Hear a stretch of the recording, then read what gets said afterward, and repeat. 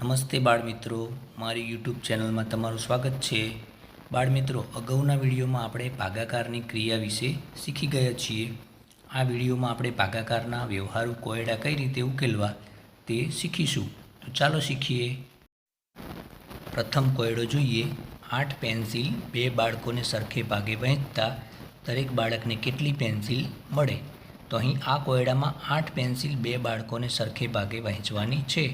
તેના માટે આપણે ભાગાકાર કરીશું. તો 8 ભાગ્યા 2 કરવાથી 2 ચોકું 8 થાય, માટે દરેક બાળકને 4 પેન્સિલ મળે. ચાલો હવે બીજો કોયડો જોઈએ. 10 પતંગ 5 બાળકોને સરખે ભાગે વહેંચતા દરેક બાળકને કેટલી પતંગ મળે? તો અહીં 10 પતંગો 5 બાળકોને વહેંચવાની છે, માટે 10 ભાગ્યા 5 કરીશું. તો 5 2 10 થશે. 10માંથી 10 જાય તો 0, એટલે કે દરેક બાળકને 2 પતંગ મળશે. ત્યાર પછીનો કોયડો છે. અવની પાસે 80 ફૂલ છે, તે 10 ફૂલની એક માળા બનાવે છે, તો કુલ કેટલી માળા બની શકે? તો આ કોયડામાં 80 ફૂલ છે, તેમાંથી 10 ફૂલની માળાઓ બનાવવાની છે. તો કુલ કેટલી માળાઓ બનાવે એના માટે ભાગાકાર કરવો પડે. તો અહીંયા 80 ભાગ્યા 10 કરીશું. તો 10 અઠ્ઠા 80 થશે. 80માંથી 80 જાય તો 0, એટલે કે કુલ 8 માળાઓ બની શકે. આગળનો કોયડો છે. ધોરણ 4ના એક વર્ગમાં 42 વિદ્યાર્થીઓ માટે બેસવાની બેન્ચીસની જરૂર છે. એક બેન્ચીસ પર 3 વિદ્યાર્થી બેસી શકે, તો કુલ કેટલી બેન્ચીસની જરૂર પડે? તો બાળમિત્રો, આ કોયડાની અંદર 42 વિદ્યાર્થીઓ માટે દરેક બેન્ચીસમાં 3 વિદ્યાર્થીઓ બેસી શકે તેવી બેન્ચીસની જરૂર છે. તો 42 ભાગ્યા 3 કરીશું.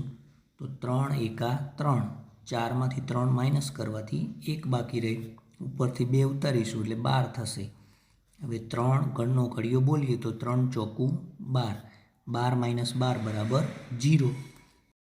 અહીં ભાગફળ મળશે 14, એટલે કે કુલ 14 બેન્ચીસની જરૂર પડે. ત્યાર પછીનો કોયડો છે. એક શાળાના મેદાનમાં 120 વિદ્યાર્થીઓને 8 હરોળમાં ઊભા રાખવામાં આવ્યા છે, તો દરેક હરોળમાં કેટલા વિદ્યાર્થીઓ હશે? તો અહીં 120 વિદ્યાર્થીઓની 8 હરોળ કરવામાં આવી છે, તો દરેક હરોળમાં કેટલા વિદ્યાર્થીઓ હશે તે શોધવા માટે 120 ભાગ્યા 8 કરીશું. તો 8નો ઘડિયો બોલીએ તો 8 એકા 8, 8 2 16, 12 કરતાં વધી જશે, માટે 8 એકા 8થી ભાગ ચલાવીશું. હવે 12 - 8 કરવાથી 4 બાકી રહે, ઉપરથી 0 ઉતારતા 40 થશે. હવે 8નો ઘડિયો આગળ બોલતા 8 પંચા 40 થાય, માટે 8 ગુણ્યા 5 40 કરીશું, એટલે 8 પંચા 40, 40 - 40 બરાબર 0. અહીં ભાગફળ મળશે 15, એટલે કે દરેક હરોળમાં 15 વિદ્યાર્થીઓ હોય. ત્યાર પછીનો કોયડો છે. એક શાળામાંથી 250 વિદ્યાર્થીઓને પ્રવાસમાં લઈ જવાના છે. એક બસમાં 50 વિદ્યાર્થી બેસી શકે, તો પ્રવાસમાં લઈ જવા માટે કેટલી બસની જરૂર પડે?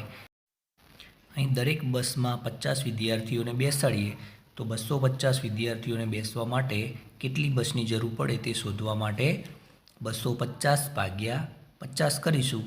તો અહીંયા 50 ગુણ્યા 5 કરવાથી 250 મળે, માટે 50 પંચા 250 કરીશું. 250માંથી 250 જાય તો 0, એટલે કે કુલ 5 બસોની જરૂર પડે. કેરીના એક ખોખામાં 15 નંગ કેરીઓ સમાય છે, તો 750 નંગ કેરીઓ ભરવા માટે કેટલા ખોખાની જરૂર પડે? તો અહીં ખોખાની સંખ્યા શોધવા માટે 750 ભાગ્યા 15 કરીશું. તો 15 પંચા 75 થશે, માટે 15 પંચા 75 કરીશું. 75 - 75 બરાબર 0, ઉપરથી 0 ઉતારતા કોઈપણ સંખ્યાનો 0 સાથે ભાગાકાર 0 થશે, માટે 15 ગુણ્યા 0 કરીશું, એટલે કે કુલ 50 ખોખાની જરૂર પડે. બાળમિત્રો, હવે છેલ્લો કોયડો જોઈએ. એક નોટબુકની કિંમત 25 રૂપિયા હોય, તો 500 રૂપિયામાં કેટલી નોટબુક ખરીદી શકાય? તો વિદ્યાર્થી મિત્રો, આ કોયડાનો ઉકેલ મેળવવા માટે 500 ભાગ્યા 25 કરીશું. અહીં 25નો ઘડિયો 50થી વધે નહીં તે રીતે ભાગ ચલાવીએ.